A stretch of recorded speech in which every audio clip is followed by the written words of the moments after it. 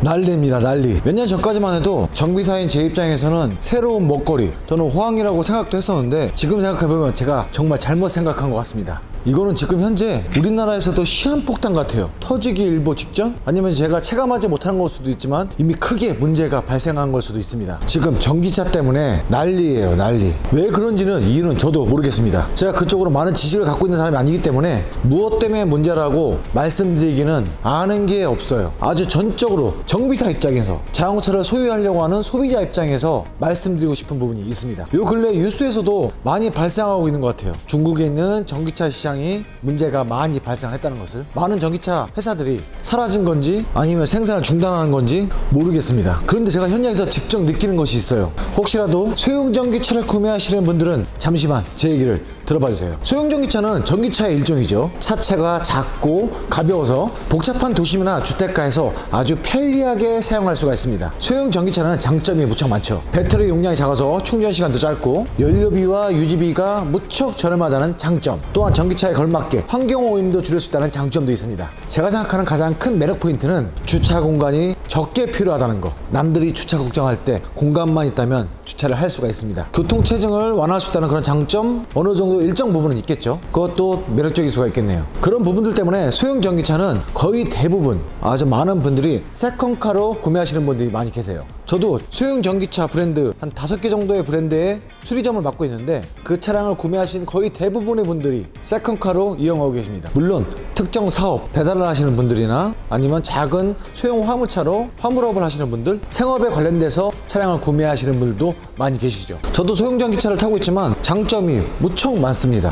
그런데 말입니다, 이게 참 걱정스러워요. 누가 공짜로 준 것도 아니고 내 돈 내산이잖아요. 차량의 가격도 10,000원, 20,000원짜리도 아니고 보조금을 받았다고 해도 몇백만원 단위 또는 1,000만원 단위가 될 수 있는 차량들인데, 지금 현재 문제가 생겼습니다. 이게 우리나라만의 문제인지 아니면 전 세계적으로 문제인지, 또는 중국에서 시작된 문제로 인해서 우리나라까지 영향을 받는 건지, 그거는 제가 알 수 없는 부분입니다. 소형 전기차는 장점만 있는 것이 아니겠죠. 단점도 있습니다. 대표적인 소형 전기차의 단점은 안정성이 있겠죠. 소형 전기차는 일반 자동차와 다르게 구조적 차이가 있습니다. 충돌 기준 등 자동차 안전 기준에서 예외를 두고 있는 것이 있죠. 소형 전기차의 경우 충돌 안정성은 일반 차량들보다 크게 떨어집니다. 신체 안전도 평가에서도 그것을 증명하죠. 이러한 안전성 문제 때문에 소형 전기차들이 판매가 잘 되지 않는, 소비자들의 구매 의사를 저하시키고 있지 않나 싶습니다. 소형 전기차를 타시는 분들이 그런 말씀들 하시더라고요. 좋은 점도 많지만 눈비를 맞지 않는 바이크다. 또 다른 단점은 배터리 용량이 작아서 주행거리도 짧고요, 최고 속도도 낮습니다. 대부분의 소형 전기차들이 처음에 출발 때는 오 하다가 어느 시점부터는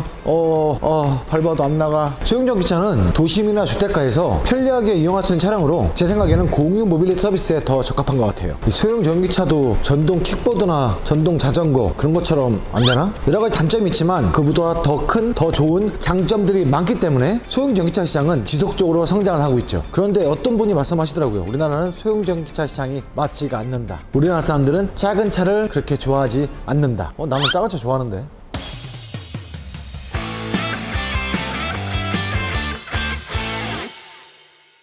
우리나라 흐름, 그리고 세계적인 흐름이 소형 전기차 시장을 어떻게 선도할지는 모르겠지만 또 어떻게 트렌드가 바뀔지도 모르겠어요. 하지만 소형 전기차 시장은 지속적으로 발전을 할 것 같아요. 모빌리티 쇼를 가도 외국의 소형 전기차들이 많이 나와 있더라고요. 출시된 차량들도 있고 출시 전인 차량들도 있고. 하지만 소형 전기차 시장이 성장을 하기 위해서는 해결해야 될 문제점들이 많이 있습니다. 중국에서 넘어온 소형 전기차의 경우, 와, 내가 이걸 꼭 돈 주고 사야 되나 싶을 정도의 차들도 있어요. 물론 괜찮은 차량들도 있습니다. 하지만 특정 차량들은 아무리 저렴한 소형 전기차라고 해도 단차가 이 정도야? 또는 비가세? 충전이 안 돼? 여러가지 많은 문제점들이 있는 차량들이 팔리기만 하고 있는 것 같아요. 디자인에 혹하시면 안 됩니다. 절대로. 작으니까 귀엽고 이뻐 보일 수도 있어요. 또 새 차니까. 제가 전기자동차를 수리하면서 다는 하지만 몇몇 가지 소형 전기차 브랜드들은 야, 이거는 완전히 선풍기 모터에 아니면 양수기 모터에 그냥 바퀴만 달아놓은 수준인 차량들도 있습니다. 겉 모양만 번지르르 하고, 심지어 핵심인 모터의 중요 부품을 대나무로 사용한 차량들도 봤어요. 대나무 열어보고 깜짝 놀랐죠. 났습니다. 70년대에 있었던 일 아니야 이건? 아무리 소형 전기차라고 해도 안정성을 조금 더 확보해야 될 것 같다는 생각이 듭니다. 물론 소형 전기차 시장이 다 그런 거 아니에요. 높은 퀄리티의 소형 전기차들도 있습니다. 제가 말씀드리는 부분들은 듣보잡 수입 전기차들이에요. 소형 전기차 시장이 활성화되려면 다른 건 몰라도 안정성을 확보하기 위해서 차체 구조를 개선해야 될 것 같습니다. 뭐 에어백이나 안전벨트도 강화를 해야 되고요. 일부 차량들은 안전벨트가 그냥 있으나 마나한 안전벨트? 그런 안전벨트의 느낌밖에 없어요. 안전벨트 차고 쿵 하면은 지붕을 뚫고 위로 날아갈 것 같아.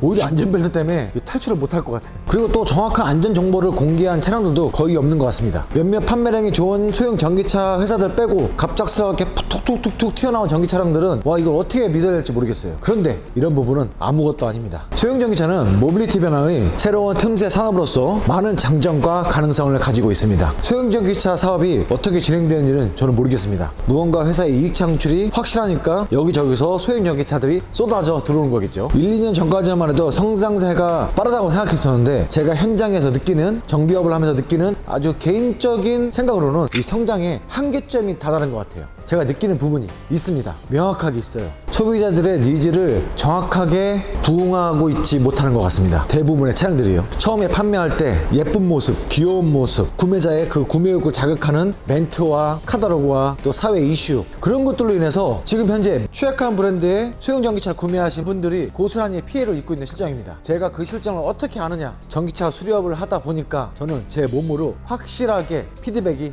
되고 있습니다. 솔직히 저는 우리나라 기업이 거의 대부분의 우리나라 기술력으로, 우리나라 제품으로 우리나라 소형 전기차를 만들었다고 하면은 믿겠어요. 제가 국뽕이 좀 강한 편이거든요. 그런데 100% 중국산 조립형차들, 내연기관부터 탄탄하게 자동차를 만들어 온, 세계적으로 누구나 이름을 대면 알 수 있는 그런 브랜드들이 만든 소형 전기차라고 하면 더더욱 신뢰가 가겠죠. 그런데 요즘은 갑자기 들어보지도 못했던 브랜드들의 소형 전기차들이 여기저기 막 튀어나오는 것 같아요. 모빌리티 박람회 같은 데 가도 소형 전기차에 관심도가 확실하게 있어 보입니다. 사람들이 그쪽으로 많이 몰려있는 경향도 있어요. 꼭 그런 데 가서 보면 차가 엄청 이뻐 보여. 물론 무조건 다 중국 거라고 해서 나쁘다고 말씀드리는 건 아닙니다. 중국 제품을 그대로 가져오는 브랜드들도 있고, 이름만 바꿔서 가져오는 브랜드도 있고, 또는 가져와서 조립해서 판매하는 그런 브랜드들도 있고, 여러 가지 업체들이 많이 있죠. 성능의 문제는 모델별로 다 다르다고 생각합니다. 제가 지금 운영하고 있는 한두 가지 브랜드의 소형 전기 차량들은 AS가 정말 빠르고 확실한 차량들도 있어요. 심지어는 묻고 따지지도 않고 이상이 있는 부분이 확실하게 발견되면 바로바로 즉각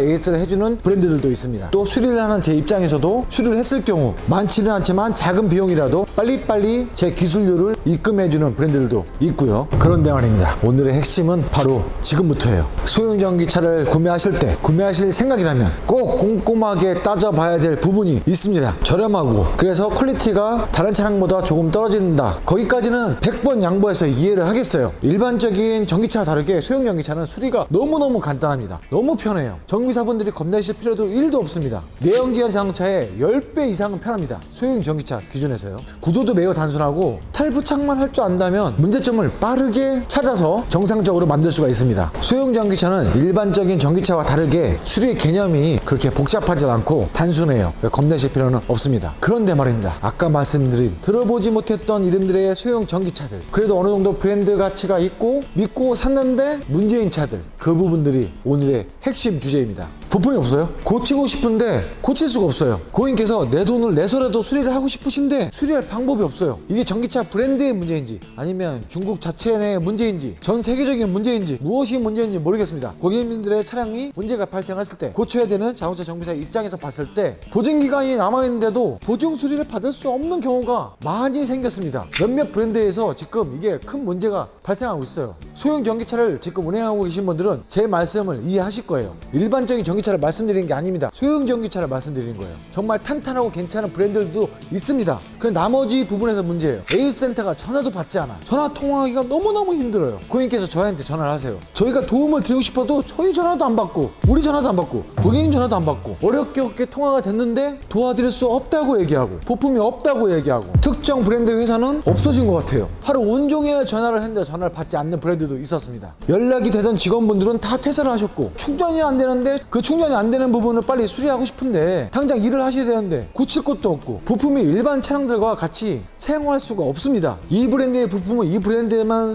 사용을 해야 돼요. 충전 문제로 A라는 회사의 OBC가 문제가 발생을 했어. 그런데 B라는 회사의 OBC를 사용할 수가 없는 상황입니다. 신품으로 장착을 해야 되는데 이게 구할 수가 없는 상황이에요. 뭐 차량이 많이 팔렸어야지 폐차증에서 사오기라도 하지. 이게 가장 큰 문제입니다. 현재 소형 전기차를 구매하신 분들이 발만 동동 구르고 있는 상황이에요. 내 돈 주고 내가 샀는데 보증기간도 남았는데 차량 수리는 안 되고 또 사고가 났는데 빨리 고쳐야 되는데 부품이 없고 신품도 없고 세생도 없고 중고도 없고 보증을 받아서 샀는데 산지 1, 2년밖에 안 됐는데 고장난 차를 팔 수도 없고 그냥 장난감처럼 자포자기하고 세워놓고 계신 분들도 계십니다. 제 생각에는 지금도 소형 전기차들이 많이 팔리고 있으니까 만약에 소형 전기차 회사들이 문제가 발생을 한다면 그 차량들을 구매하시는 분들이 고스란히 다 피해를 보실 것 같아요. 물론 회사가 탄탄한 회사라면 문제가 없겠지만 그렇지 않은 차량들을 말씀드리는 겁니다. 지금 소형 전기차를 구매하시는 분들은 답답하신 분들이 많으실 거예요. 저 같은 경우 모빌리티 쇼에 갔을 때 소형 전기차들이 쫙 나와 있으면은 그 브랜드에 가서 차량도 꼼꼼히 보지만 이 차량의 서비스 센터망을 물어봅니다. 차량이 고장났을 경우 어느 지역에서 어떻게 수리를 할 수가 있는지, 부품 공급이 원활하게 발생하는지, 아니면 전적으로 외국에서 수입을 해야 되는지. 이게 중국에서 지금 전기차에 문제가 발생을 해서 회사들이 문을 닫고 있는 상황에서 우리나라도 연쇄적으로 이 문제가 발생할 것 같습니다. 이미 구매를 하신 분들이 수리를 할 곳이 없는 경우, 이런 경우가 지금 큰 문제로 발생하고 있는 것 같습니다. 제가 직접 느끼고 있어요. 직접. 소형 전기차의 시장을 부정하는 것도 아니고 뭐 특정 브랜드들을 폄하하는 것도 아닙니다. 좋은 차량들도 분명히 있습니다. 주제넘게 제가 우려되는 것은 장난감 찍어내듯이 막 찍어낸 차량들, 일단 팔고 보자 하는 그 시스템들, 그로 인해서 구매를 하신 분들이 고스란히 피해를 입게 되는 이 상황, 그런 상황을 만드는 그 브랜드들, 판매를 했으면 최소한 고쳐서는 탈 수 있게끔 부품을 준비를 해주셔야 될 것 같아요. 어떻게 합니까? 이거 고쳐야 되는데 고칠 수가 없는 상황인데, 귀여운 디자인, 독특한 디자인, 그런 것에 현혹되지 마시고 소형 전기차가 아무리 저렴하다고 해도 무조건 막 구매하지 마시고 과연 이 소형 전기차가 나에게 필요한 것인지 아닌지 그 부분을 명확하게 생각을 하셔야 될 것 같아요. 장난감 왕구도 아니고 몇백만 원짜리 자동차를 그냥 사가지고 세워놓으실 필요는 없잖아요. 주차할 때도 좁은데. 구매를 하신다면 과연 내가 구매를 하려고 하는 이 브랜드가 얼만큼 탄탄한지를 보셔야 돼요. AS를 확실하게 해줄 수 있는지도. 차량은 서울에서 구매했는데 수리는 저 부산 가서 받아야 된다면 말이 안 되잖아요. 제가 자동차 박람회 소형 전기차를 판매하는 부스에 다 들렸을 때 고장이 났을 경우 수리는 어디서 받을 수 있고 빠른 조치가 어떻게 이루어지고 그런 부분들을 세세하게 설명해 주시는 딜러분은 제가 아직 만나보지 못했습니다. 소형 전기차를 운행하시는 분들은 제 말뜻을 이해하실 거예요. 부품이 없어서 수리를 할 수가 없습니다. 와, 이거 진짜 미치는 거지. 소형 전기차를 구매하실 예정이라면 보증기간이 얼만큼인지, 차량만 판매하고 없어질 회사는 아닌지, 1년 2년 보증기간 끝난 후에도 부품 수급이 잘 되는 회사인지, 그런 부분이 가장 중요한 것 같습니다. 저도 지금 제가 수리하고 있는 몇몇 브랜드는 포기했어요.